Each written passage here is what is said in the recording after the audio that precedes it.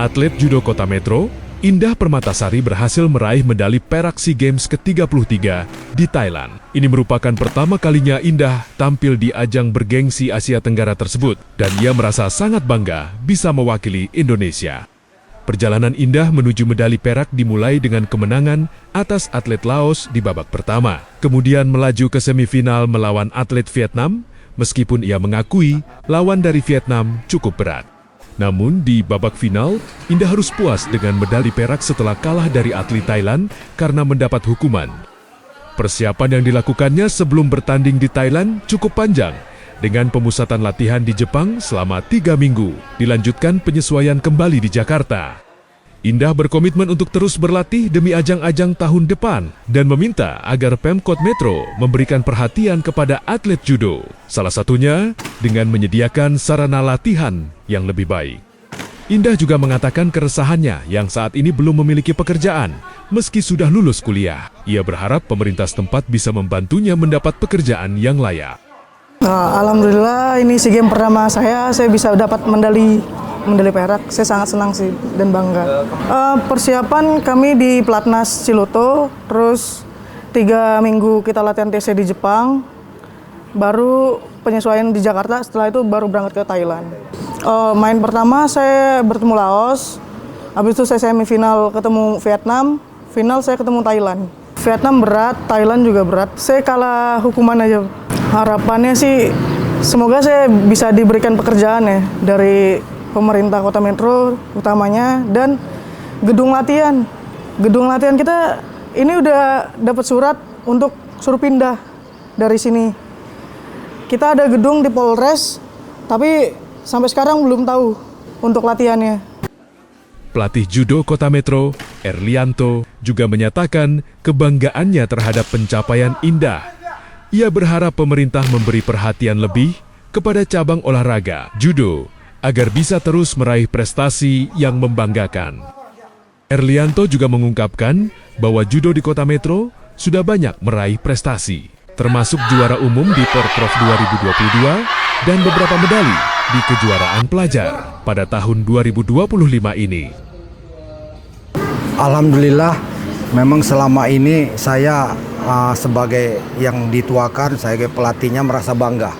Bangganya itu karena salah satu atlet kita yang dari Metro sampai SEA Games dan itu mendapat medali perak. Kemarin prediksi saya itu sebenarnya emas, cuman karena bertemu dengan tuan rumah ya faktor banyak sekali faktornya. Tapi alhamdulillah itu sudah bersyukur semua. Bersyukur sekali kita salah satu atlet kita yang dari Kota Metro ini sampai mendunia. Untuk tahun 2025 ini alhamdulillah kita ada kejuaraan pelajar kemarin di bulan Mei. Kita dapat 1 emas, 1 perak, 2 perunggu.